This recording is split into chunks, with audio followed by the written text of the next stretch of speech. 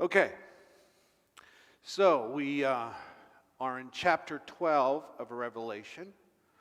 We are in part 8, I believe, in the book. And if you notice that we've been going by 2 chapters most of the time, but we're just doing 1 chapter tonight because it's a pretty dense chapter. There's a lot of stuff. Pretty heavy stuff. So, before we get started, just a little background. I think you picked some of this up from the book, but John is not just dealing with Old Testament allusions here. He's bringing in other stuff too. Other myths, other stories, other images, other allusions that were present at the time. Probably some Egyptian, probably some Persian, probably some Babylonian, various images, some astrological images. So what does that tell us? How do we deal with that? Since we don't believe that what we believe is a myth as we think of other myths to be, like Greek mythology or Roman mythology, which is essentially the same, or the various mythologies present. We believe that what we believe is faith, what we believe is true, and the other myths are myths. I will say that for scholars of religions in general, the word myth is used to describe any belief system. So, Christian faith, the Judaic Christian faith, is considered, in classical terms, a myth, because it's a way of understanding the world. Does that make sense? Okay. I don't like to use that word for the connotations it has, because whenever in modern parlance, when we say myth, we think of it as fantasy or story or make-believe. But in the classical sense, it is just a way of making sense of the world. And we do that through our Christian faith. So I wanted to bring that up as a way of introduction, because we're going to bring in some of those allusions just for us to help us understand what the picture is that John is drawing. It's not that I'm giving credence necessarily to those other allusions, but John is bringing them in for a reason. And what he's doing is he's bringing those other allusions in because he knows that they are present in the world in which the people he's speaking to live. And they're going to be aware of those allusions, so when he's drawing the picture, he's using all the different symbolism he can use, including the symbolisms outside of his faith. There is a scriptural understanding, reference to this outside of John, and that comes from the book of Acts. Peter is in Rome in Acts. And at one point, he is speaking to the people, and he's saying, I notice that you have idols, or you have representations, you have symbols to an unknown God. What I'm saying to you is, God is that unknown God.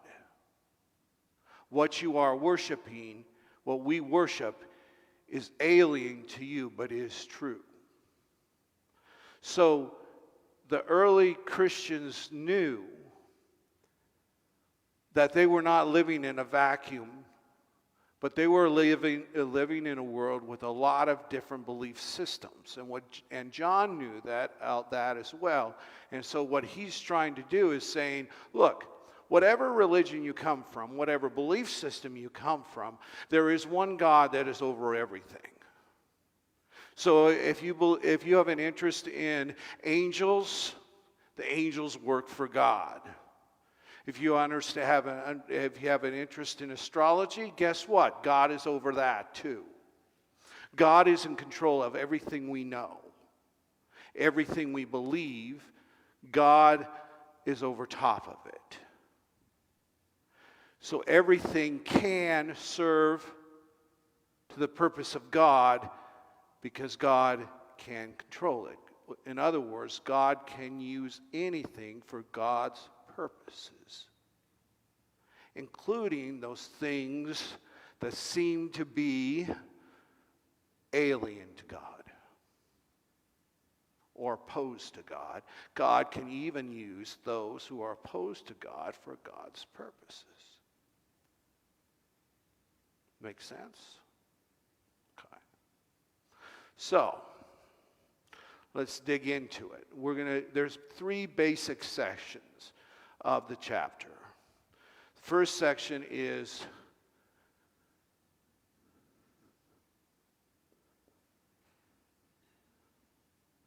verses 1 through 6. And what we're going to do is I'll read the passage. And then what we're going to do is we're going to try to identify all the different symbols or all the different images in there, and we'll try to break those down, see where they come from, and what they might mean to John's audience. So, beginning with verse 1. Oh, I'm sorry, we didn't set the stage. We have the Meet the Author.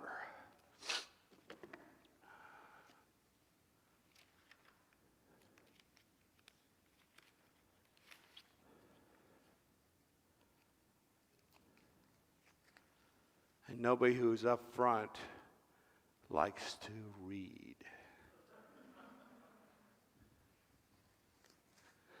Sheila's coming down, so we'll hand the mic to Sheila. And she can sit by Doris. And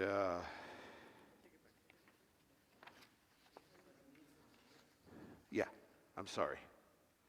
Here.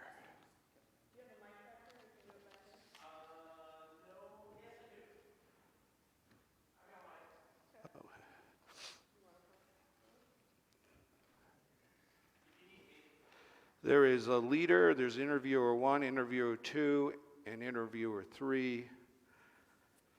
And I'll let you just alternate. One, Rich, Sheila, and Doris be the 3 interviewers, and I'll let you just alternate as you go through. Well, we have the leader too. So, Rich, why don't you start us off? Oh, we need another mic. Oh, I got a headset here. okay. Okay. I think I'm good. All right. I even brought my glasses. Oh, good. That helps. So you want me to be leader? Yeah, and then we'll just alternate through. So, Rich, then Doris, and Sheila, and then just alternate. Okay. What a pleasure it is for us to welcome you into our fellowship again, John. You know, now that we're becoming better acquainted, I must admit that I was troubled by the original invitation. However, now that I see all of you are willing to study and come up with your own understanding of my visions before you ask me questions, I'm convinced that what we are doing is good. And John, I must confess that we are more than a little afraid that you would think that our questions are irrelevant or even stupid. Thank you for being so gracious with us. Now I have a question. It seems that in the other chapters we have studied, you have used the Old Testament more frequently. Was there a reason? Yes, of course. In this vision, which, by the way, continues in the next chapter, I drew upon some popular mythology, Roman and other. However, I didn't abandon the Old Testament completely. I had a really strange dream about a house last night. After I got to work this morning, I tried to explain the dream to my colleagues. But as I talked about it, I realized that the house kept changing locations as the dream progressed. I had the same kind of feeling when I read chapter 12. There's no house in chapter 12. No, that's not what I meant. I meant that my dream reminded me of John's vision. It seems that at first the woman represented the Israelite community that gave birth to the church. Then I thought she might simply represent Mary. Finally, I was certain that she represented the church. The woman kept changing her identity. My experience has convinced me that in visions, anything is possible. And you are correct in your assessment of the symbolism of the woman. Our resource book indicated that the 12 stars in the woman's crown are an allusion to the signs of the zodiac. Today, there are some people who are quite serious in their belief that the heavenly bodies influence their lives and events on earth. How did people in your day feel about astrology? Well, they too were very interested in the sun, the moon, and the stars. The Romans, like many other cultures, were especially interested in the sun.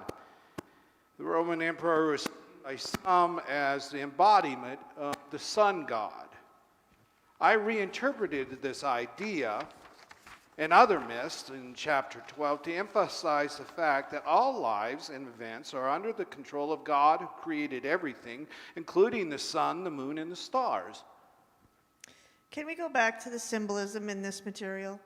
Let's see if I have it straight. The woman represents not only Israel and Mary, but also the church. And the red dragon is Satan, or the devil, or the deceiver of the whole world. You could also call the dragon the adversary, the ancient serpent, the accuser, the slanderer, Apollyon, Belial, and Beelzebul. Others have. All these titles and names are an attempt to personify evil. But more of that about that in the next chapter. John, does the fact that the dragon was expelled from heaven and thrown down to earth serve as an explanation about how evil came to exist on the good earth God created? It can. The development of the ideas about the devil or Satan found in the New Testament can be traced back to 300 years before I wrote the Revelation. Until then, the Satan was usually thought of as one of God's heavenly court. But after the exile, Persian influences began to creep into Jewish thought. Remember, though, that in all instances, those who wrote Bible texts never believed that evil would be triumphant. God's power is supreme. What an uplifting way to end this interview, John. We will keep that in mind, not only as we study your book, but also as we go about our daily tasks. Thank you so much for joining us. So as you see, the Meet the Author interview kind of highlighted some of those things that I said in as a preface to this lecture, and we'll get more into that. So let's turn to Revelation 12, 1 through 6. A great portent appeared in heaven, a woman clothed with the sun, with the moon under her feet, and on her head a crown of 12 stars. She was pregnant and was crying out in birth pangs, in the agony of giving birth. Then another portent appeared in heaven, a great red dragon with 7 heads and 10 horns, and 7 diadems on his heads. His tail swept down a third of the stars of heaven and threw them to the earth. Then the dragon stood before the woman who was about to bear a child, so that he might devour her child as soon as it was born. And she gave birth to a son, a male child, who is to rule all the nations with a rod of iron. But her child was snatched away and taken to God and to his throne. And the woman fled into the wilderness, where she has a place prepared by God. So there she can be nourished for 1,260 days. So, start looking at this passage, some of the symbols. What's the first symbol we see?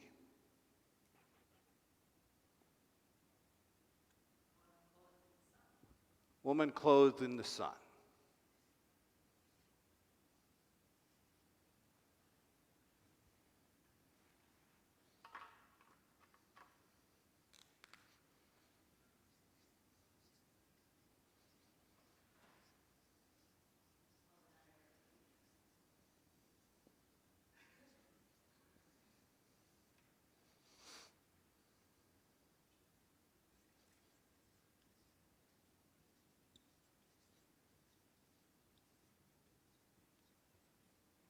Okay, so this is the woman that is seen, this symbol is seen to be, in some cases, interpreted to be Mary, who is the mother of Jesus.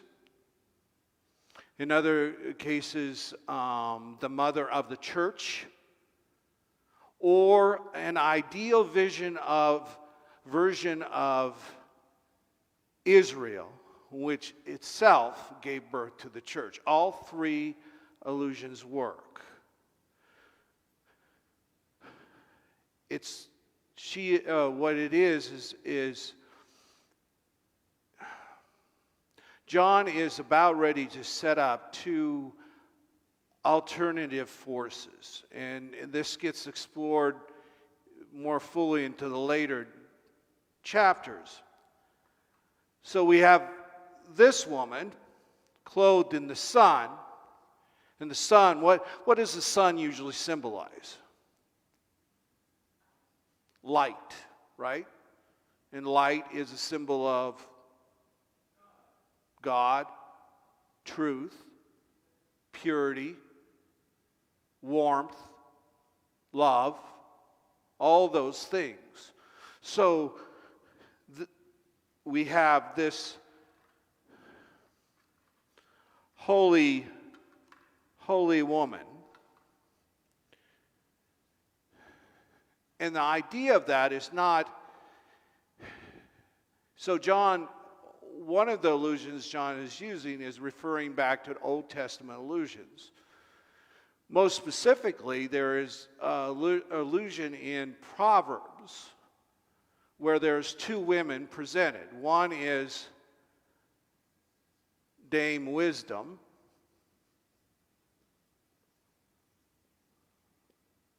or Sophia, and the other is Dame Folly. And in the book of Proverbs, you see both women active.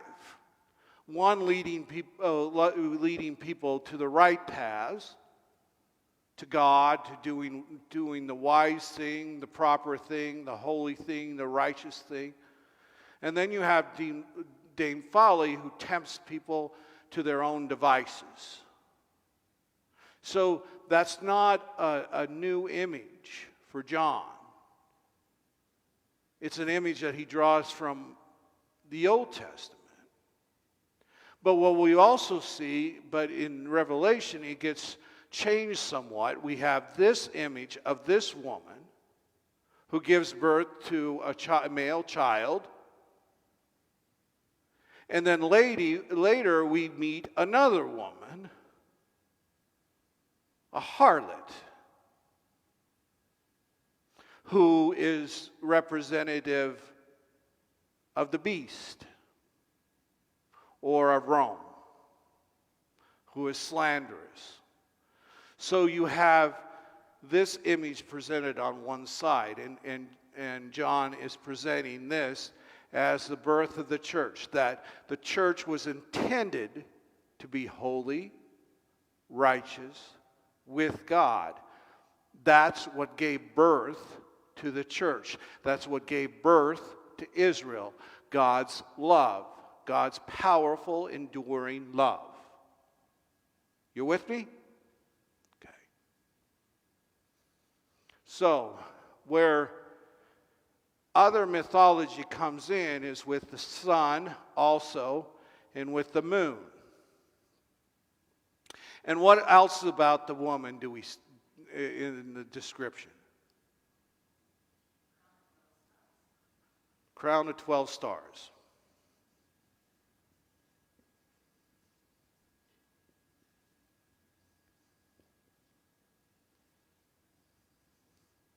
Now, if we're going from the Judeo-Christian belief system, right, what does the 12 represent? 12 stars represent? Apostles. What else? From Jewish religion. 12 tribes of Israel, right? So we have that. But from astrology, we have the 12 signs, right? Which are affected by the moon and the sun, right? So John is pulling from both. But what he's saying is, no matter whether you come from an astrological point of view or a Judeo-Christian point of view, what is clear is that God is in control. God created the sun and the moon and the stars, the heaven and the earth. So God is in control of the sun and the moon. Now, why is the sun, she clothed in sun, and the moon is under her feet? In Roman theology, or mythology, there was a belief that during night, the moon swallowed the sun, that the moon had power. But with this woman, the moon has lost its power, because God has placed under her feet the power to swallow the moon. Still with me? Okay, these are all different illusions coming on, but what John is doing is saying, okay,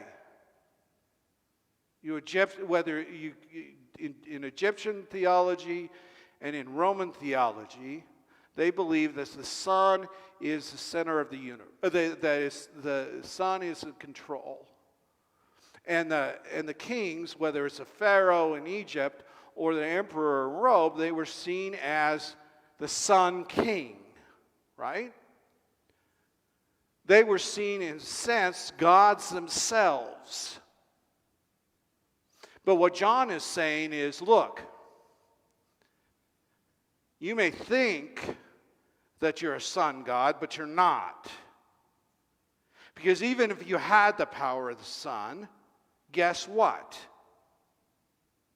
I worship, I speak, I'm giving a vision of God who gives the sun its light. So even the greatest power, even the gods that we create, don't have the power to overcome God. And that's what we remember. That's the theme that is going through this image. Okay, what else? What's the next? So we have the woman clothed in the sun, who represents God's birth to the church, or God's birth to the Son, who's Jesus, who saves us, right? What's the next image we see?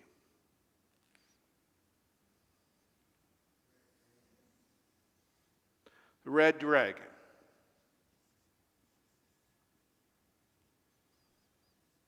And how is that described?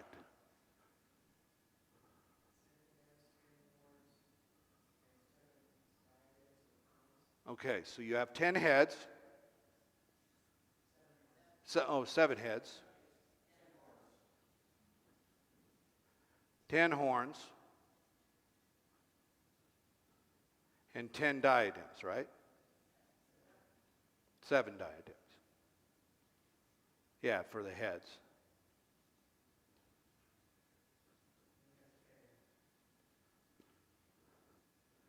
And it's so large that its tail can sweep down a third of the heavens. So it's quite large, and it's quite strange looking with 7 heads, right?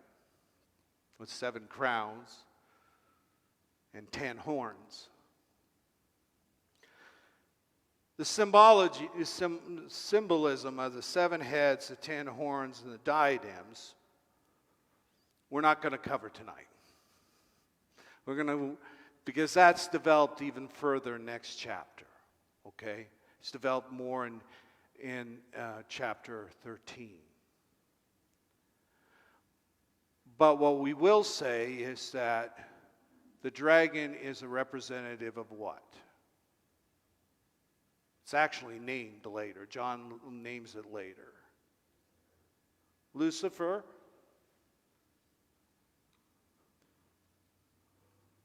Satan, devil, serpent, ancient serpent. Okay. These names have meaning. All the names have meaning. The devil is translated slanderer, one who slanders. Serpent. What does a serpent do in the Old Testament? Tempts Eve, right? So tempts, one who tempts. Satan literally means adversary or opposer, right? So all those names mean different things for what is evil to us, what we experience evil, how we experience evil. We experience evil when there are people who slander us, who tempt us to do the wrong thing, who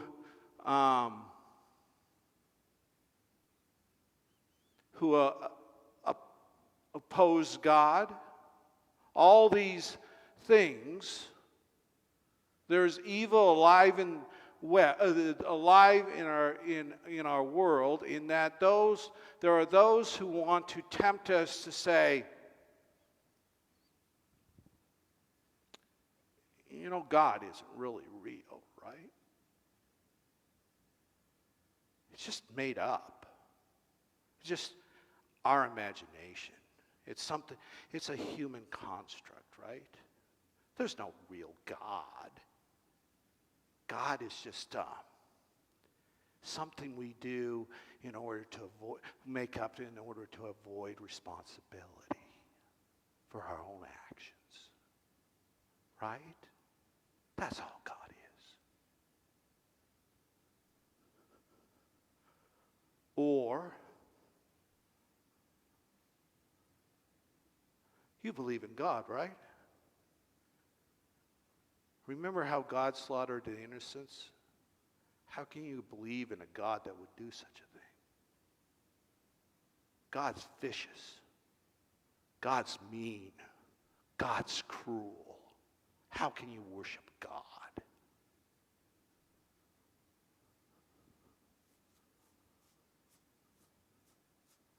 Well, you know what? How about this? How you go ahead and believe in God. But it's not really a workable image, is it? How about you concentrate on the things that really will get you somewhere? Political power, that gets you somewhere. Money gets you somewhere. Why don't you concentrate on that? All this religion stuff. What does it really do for you? Does it get you anywhere? How about you just concentrate on making some money? That'll make your life a lot easier, won't it? See how evil works? See what it means? And John's bringing all that stuff in this image of Satan. It's a personification of evil. Just as we understand God through Jesus to be the personification of what it means to love unconditionally, freely, to sacrifice oneself, to experience forgiveness and to grant forgiveness. We can understand that the personification of Satan is all that would oppose that. All would think that that is unnecessarily or unhelpful.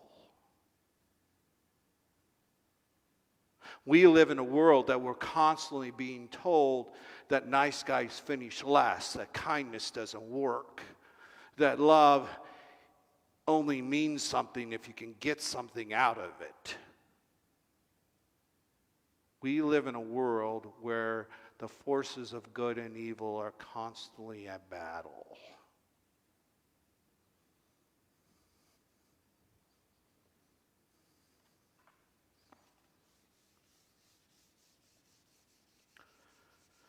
So,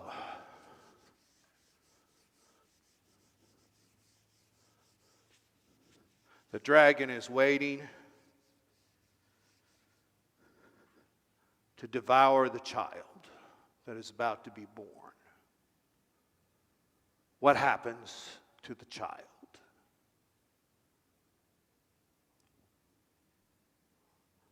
Child is snatched away from Satan's mouth and brought up to the throne of heaven, brought up to God, to join God.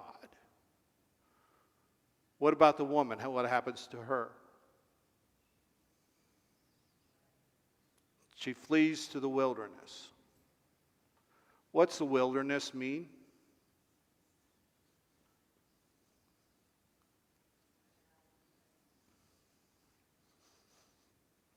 Where God isn't present? Yeah. Is God never present in the wilderness?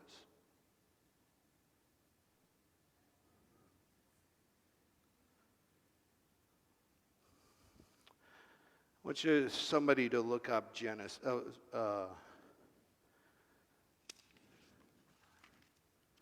reference from Genesis. Genesis chapter 21, verses 12 through 14.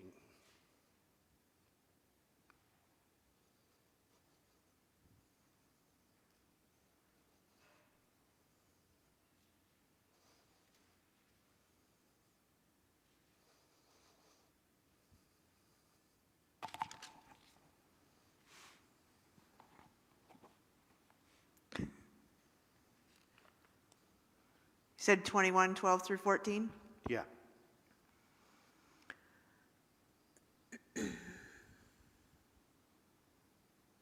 But God said to Abram, "Be not displeased because of the lad and because of your slave woman.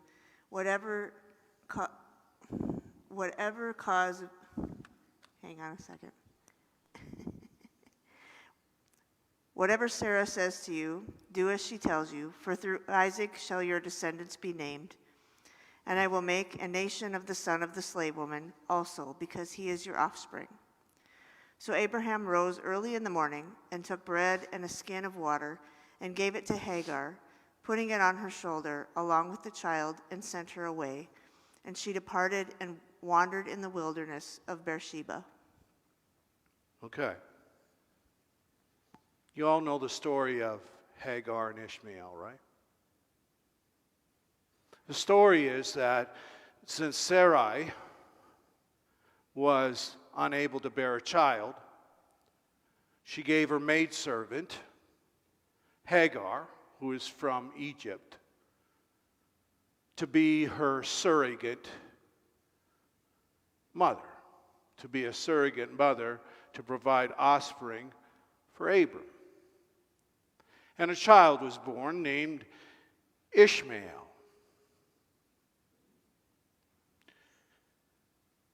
But later, Sarai did become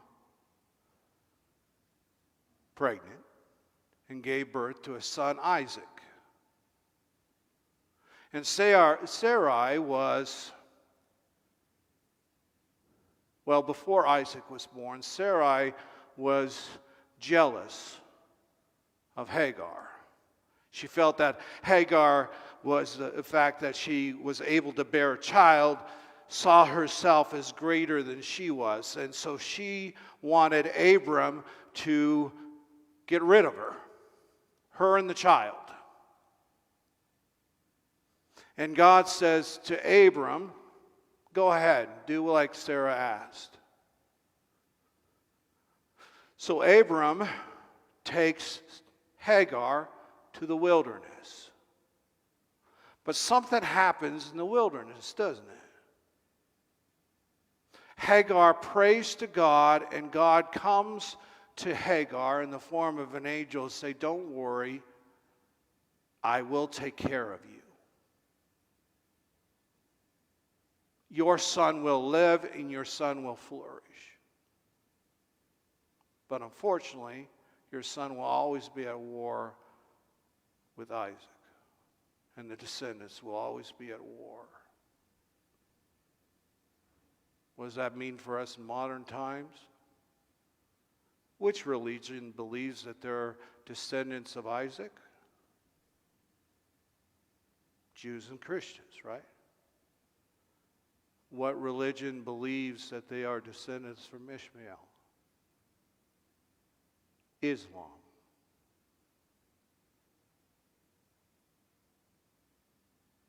You see why we might have a little problems? It's ancient. It's been going on since before Christ. It's been going on for thousands and thousands of years. The battle between the sons of Abraham.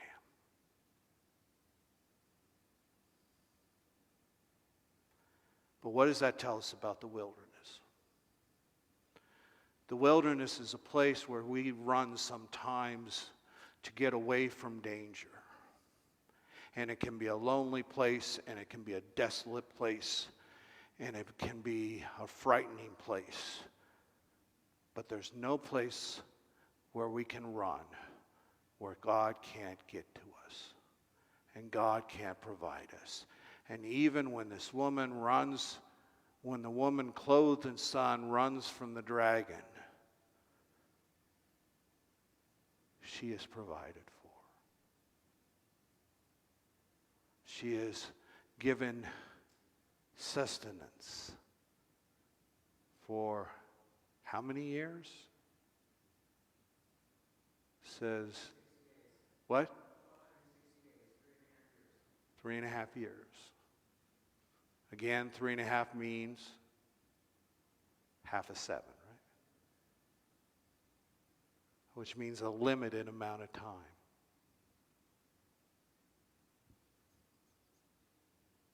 There are other places where when Elijah is afraid, Elijah has a bounty on his head by Queen Jezebel, where does he run to? Wilderness.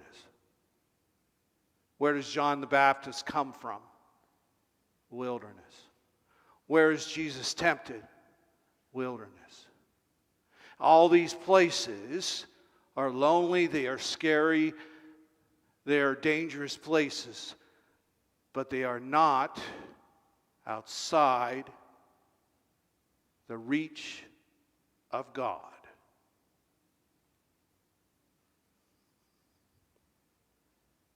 Okay.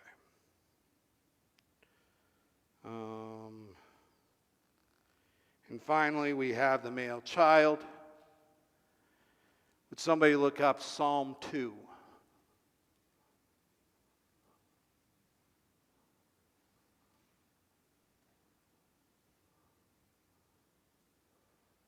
Have Sheila, since you read the last one, we'll have you read this one too.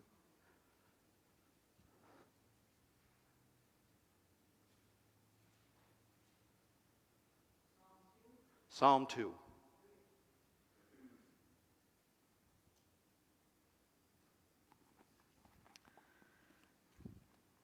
Psalm 2. Why do the nations conspire and the peoples plot in vain? The kings of the earth set themselves, and the rulers take counsel together against the Lord and his anointed, saying, "Let us burst their bonds asunder and cast their cords from us." He who sits in the heavens laughs. The Lord has them in derision. Then he will speak to them in his wrath and terrify them in his fury, saying, "I have set my king on Zion, my holy hill. I will tell of the decree of the Lord. He said to me, 'You are my son. Today I have begotten you.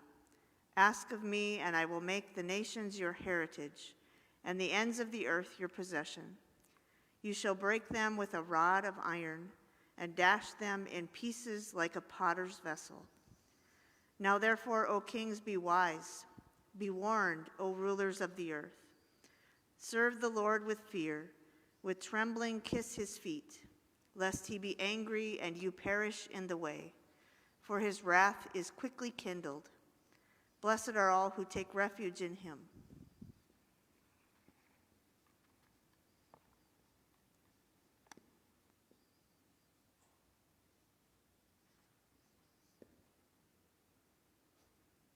So the son that is born is the king, the Messiah, the anointed one, the Son of God, that will destroy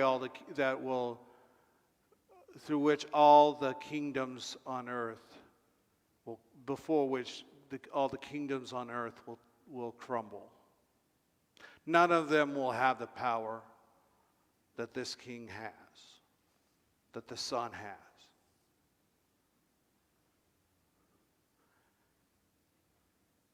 Yet the power is not the power that we see on earth. The power comes from what?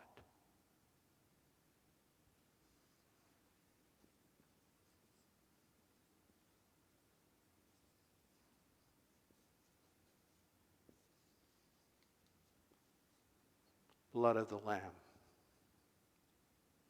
That is the power by which the king will exert its control,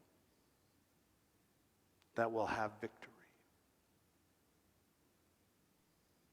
And all the powers, all the great powers on earth do not have the power to overcome this.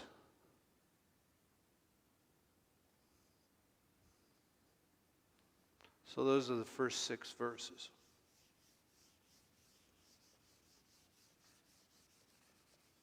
Next we have 12, 7 through 12.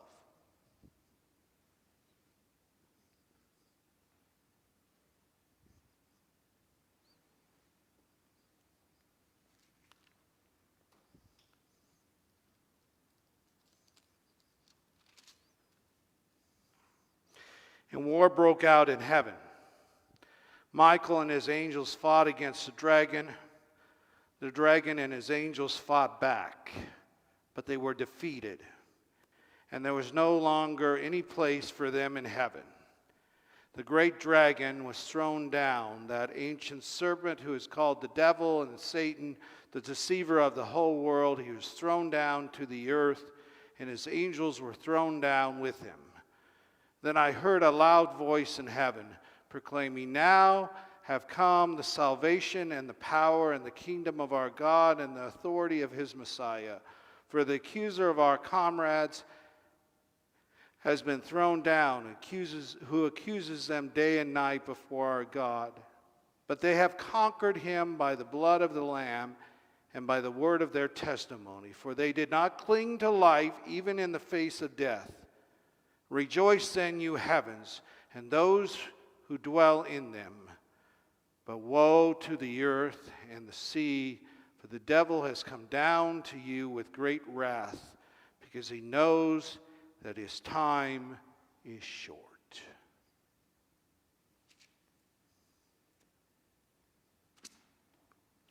And here we have, again, those allusions that later Dante and Milton develop more fully of Satan or the dragon.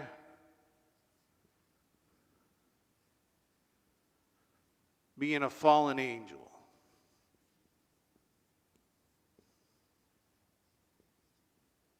Being thrown down from heaven.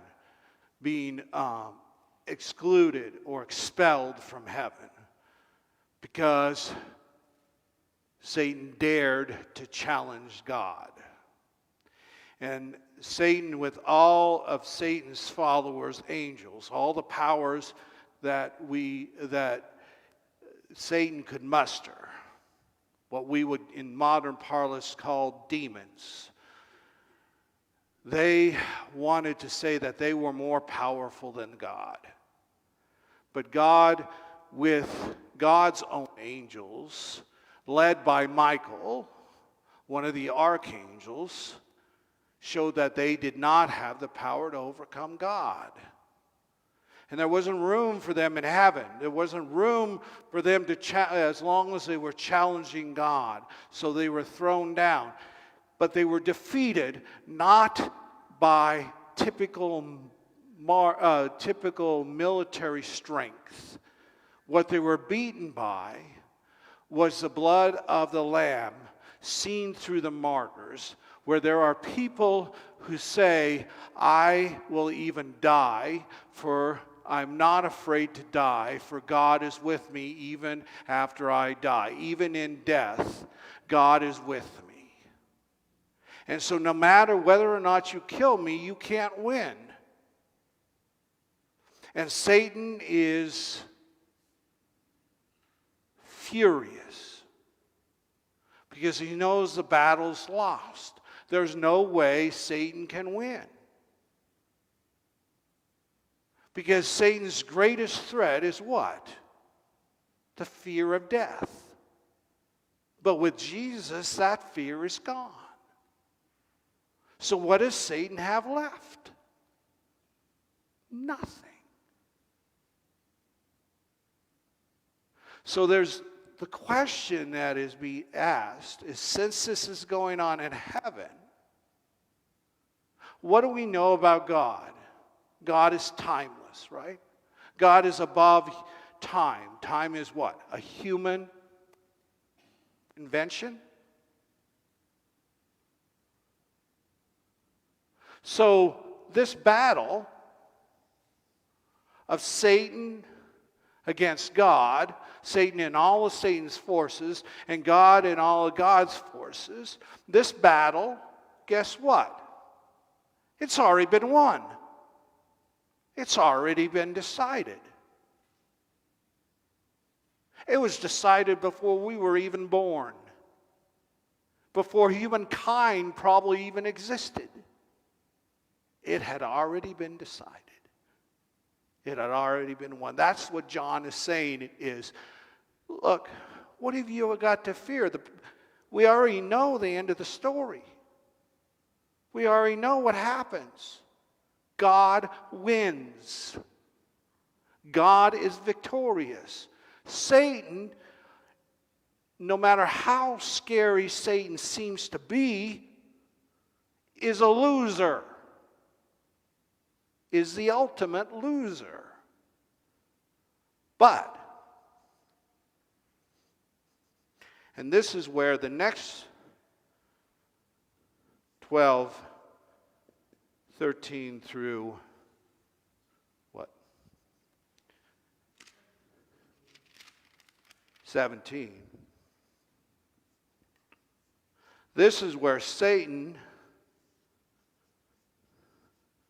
having been thrown down, the war that was in heaven, that was waged in heaven and decided in heaven, now comes to earth, is now being waged on earth, where we as human beings don't know any better.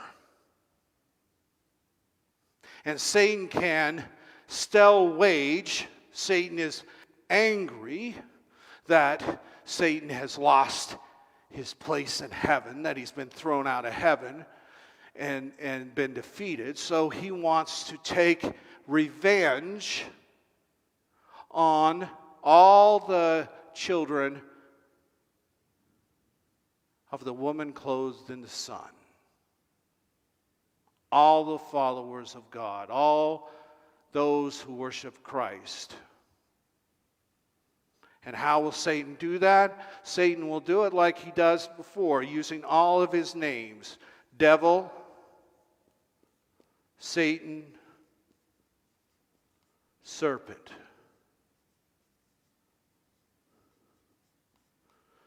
Satan will be a beguiler. Satan will be a tempter. Satan will be an accuser, an adversary, an opposer. Satan will be slanderer. Satan will be an insulter. Satan will do all those things to us who are the children of the woman clothed in the sun. All those who would follow the Son of God. All who would claim Jesus as their Savior. All of those who would cling to their faith. Satan will try to convince them that the battle hasn't been won. Satan will take the battle or the war to them, to us. So the war wages on even though it's already been decided.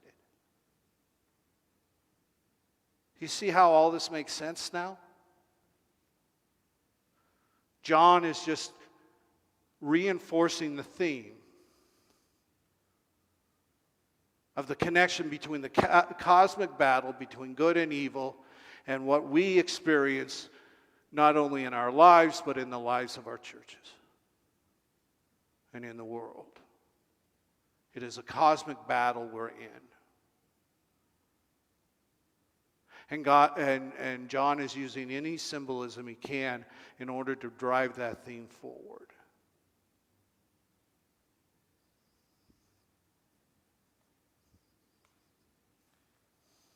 This is what makes Revelation hopeful to the people who are being persecuted by a power that seems to be overwhelming. The greatest power on earth, Rome. Rome, which has the power to take their life. Rome, which had the power to declare them heretics. To persecute them. To shame them by hanging them on a cross. To point them out, to ridicule them, to do all the things that evil does. And what John is telling these people, these members of the early church under the thumb of Rome, saying, the emperor has no clothes. The emperor has no power. The battle's already been The battle's already done. Doesn't mean it won't be painful. You may even die. But guess what? That's not the end of the story. Even in your death, you win. Because you died knowing that death cannot separate you from God.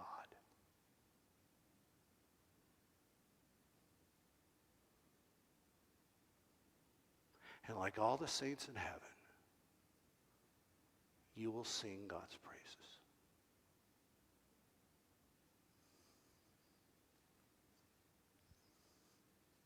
Is the chapter a little less scary now?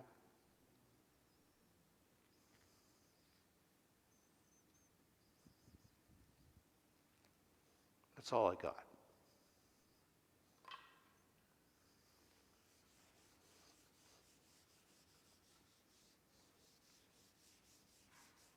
Any questions?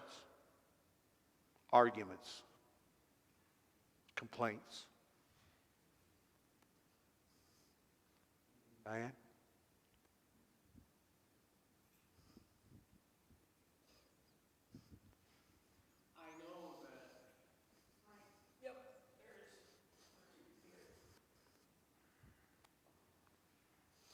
I know that people from the immediate death of Christ saying that, this is coming, the end times, the end times, the end times. And we all kind of giggle and sneer a little bit when people do things that are getting ready, supposedly, for the end times. But boy, it doesn't take too long to look across our society right now and come up with those same things. Wars, rumors of wars, fires, and all of these things, and liars in high places. Maybe I'm turning into one of those people that said the end is near. The only response is that you look at any time in history, you can say it's the same thing. Yep. Certainly those who experienced the Holocaust would think that that was the end times.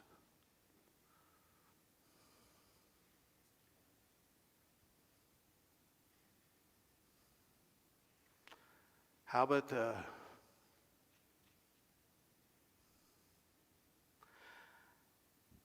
in our own country? A whole race of people being tortured and enslaved.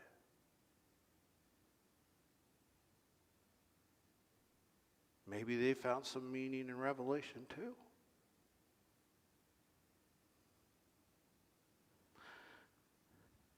The other thing about wilderness, it can be liberating. When Israel fled Egypt, where did they go?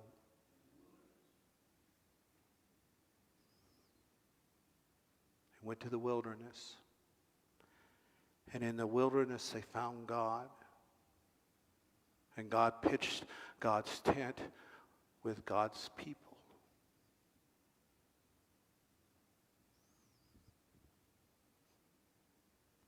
During World War II, one of the greatest, what I would call saints in our church's history, Dietrich Bonhoeffer,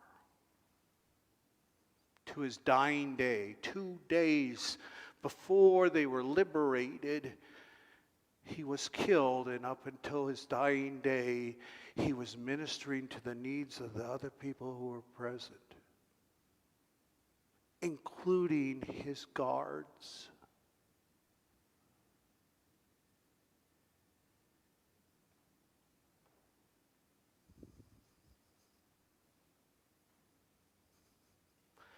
Throughout history, we have those who would tell us that God doesn't exist. And throughout history, we have those who prove that God does.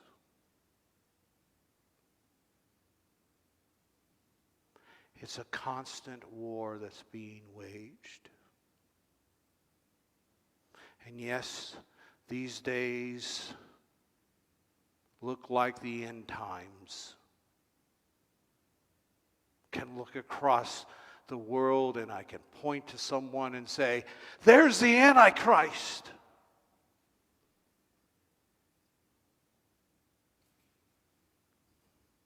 There's someone who makes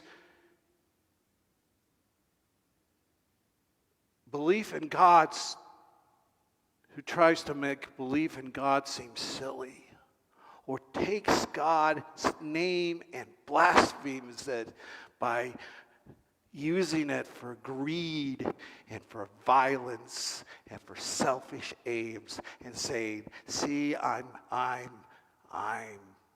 God's son.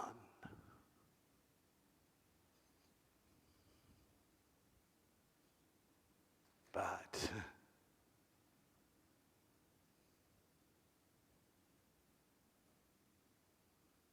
we don't know.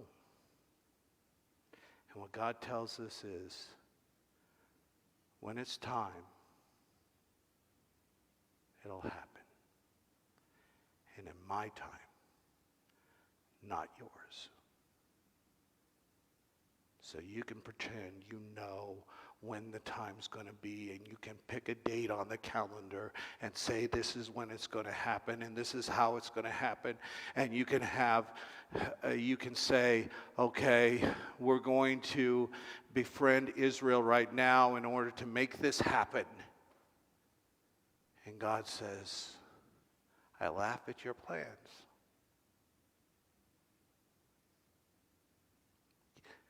Because you think you're in control. So how about you just trust me and let me work it out?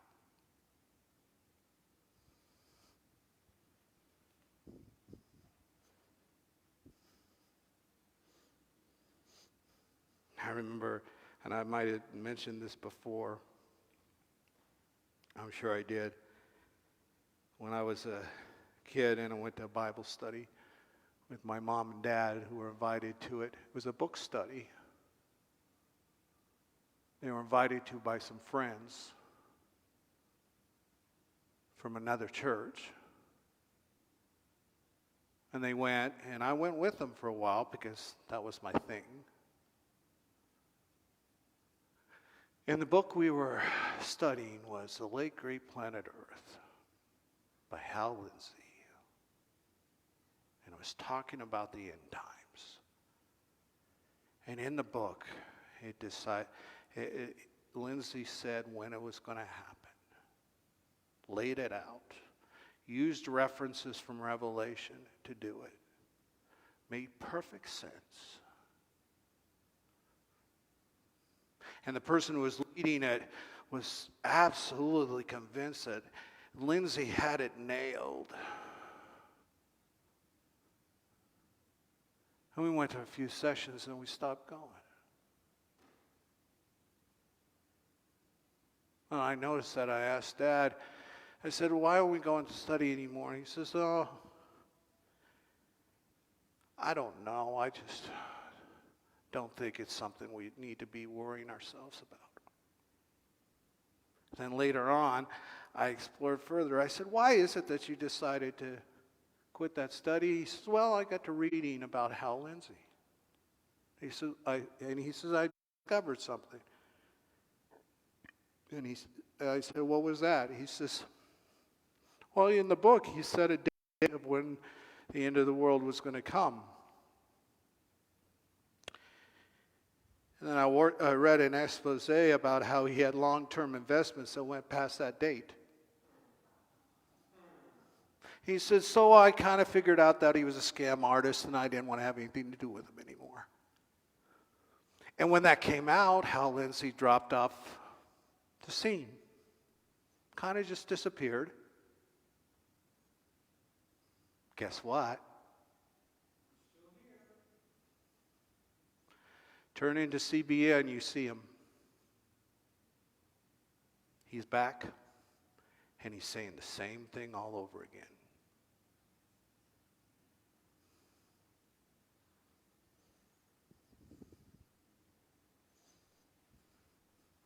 It's fun. It's interesting to imagine how the world's going to end.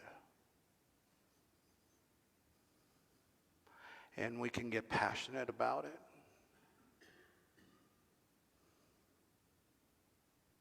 But how about this? How about we not worry so much about how the world's going to end? And worry more about how we can change the world.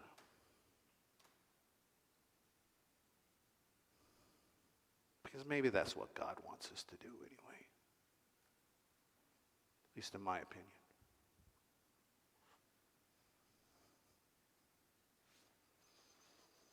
But I read all those books. I read Lindsay's books. I read Raptured. I read all that stuff when I was a teenager and in college. Read all that stuff. I read all of Mike Warnke, who was talking about Satanism and the threat that it posed. And that whole scare where they thought Satanism was lurking in every little place, including in daycare centers.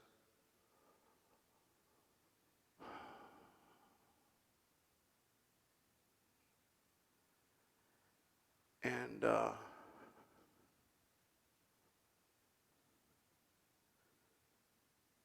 I don't absolutely question the validity of a lot of that research and a lot of that writing. But where I come in is I really rather talk about hope and love more than fear.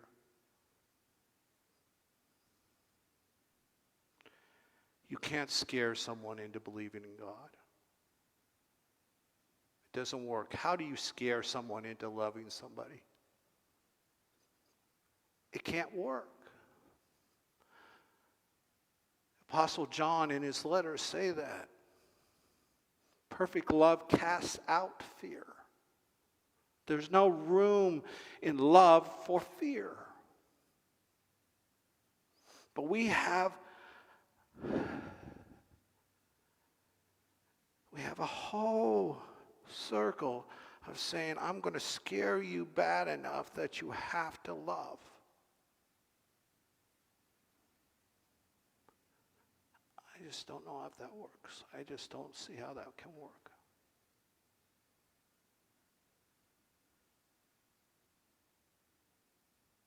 But I'll read Revelation, and I'll talk Revelation, and I'll explore it, and I'll talk about eschatology, which is the end times, and how it works, because all that is interesting, and all that is important, and all that thing. But